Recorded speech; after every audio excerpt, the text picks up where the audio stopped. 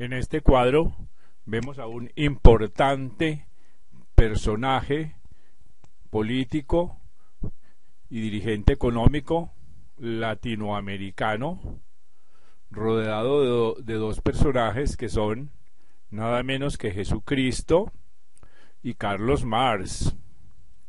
En esta pequeña nota vamos a tratar de explicar algunos puntos de unión, no solamente intelectuales e ideológicos, de estos tres personajes. En primer lugar, vemos que Jesucristo explicó las leyes evolutivas del espíritu. Él predicó no solamente el amor y el perdón, sino que predicó el desapego excesivo a los bienes materiales. Explicó también y predicó el desapego a los amores egoístas, a los amores posesivos. El amor de Cristo es un amor universal, de todos para todos, que no entiende de clases sociales, sino que es universal. También predicó el desapego al ego, al exceso del yo, a saber renunciar a la propia personalidad para colaborar con el bien, no solamente individual, sino con el bienestar social de toda la sociedad. Inauguró, por lo tanto, una nueva moral, que no es una moral propia de la clase burguesa, es una moral universal, propia para todos los seres humanos.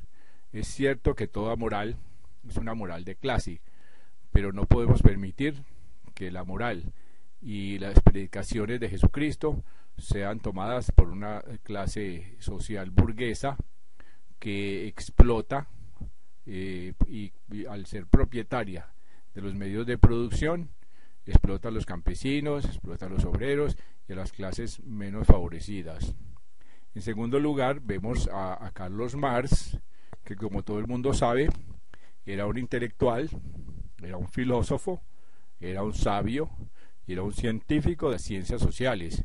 Él estudió no solamente las leyes del movimiento, de la economía, de la política, de la ideología, de la ética, de la moral, etcétera, etcétera, sino que aplicó dichas leyes de este movimiento a la parte práctica de la economía. Él estudió las ciencias sociales no solamente desde el punto de vista teórico, por allá intelectualizado, como habían hecho los teóricos y los filósofos antes que él.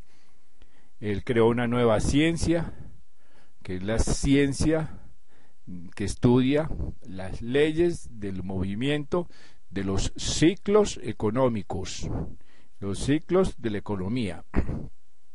La grandeza del personaje que vemos en el centro, de este gran dirigente latinoamericano que vemos en el centro de este cuadro, es que entendió y supo equilibrar las prédicas y las ideologías de estos dos personajes que tiene al lado. ¿Cómo lo hizo?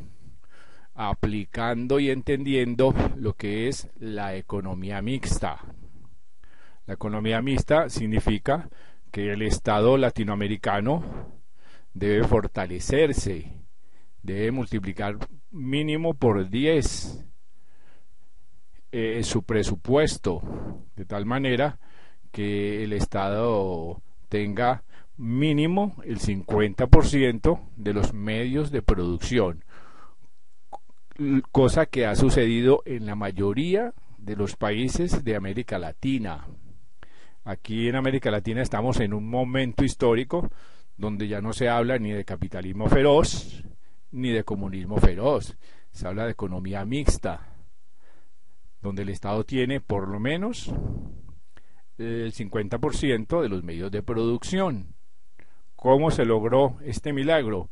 La mayoría de los países lo lograron nacionalizando el subsuelo, los recursos minerales, el petróleo, el oro, el carbón, etcétera, etcétera, evitando que las transnacionales se lleven la mayoría de los recursos naturales de América Latina. De esta forma se logra un Estado más fuerte que no compite con el sector privado, sino que equilibra las fuerzas de producción. La mayoría de los países de Latinoamérica están aplicando esta fórmula mágica que equilibra las economías y permite un estado de bienestar para la mayoría de ellos.